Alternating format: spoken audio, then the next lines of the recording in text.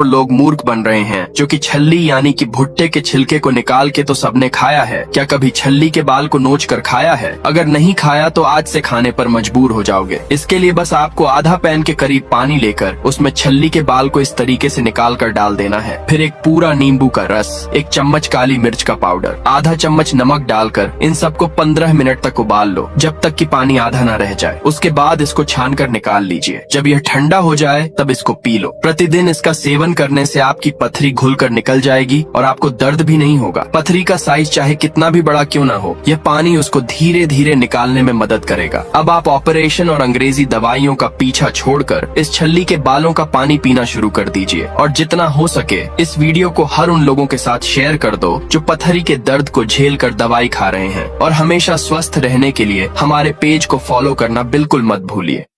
इस मर्ज की मेडिसिन मंगवाना चाहते हैं तो हमसे जरूर रब्ता करें।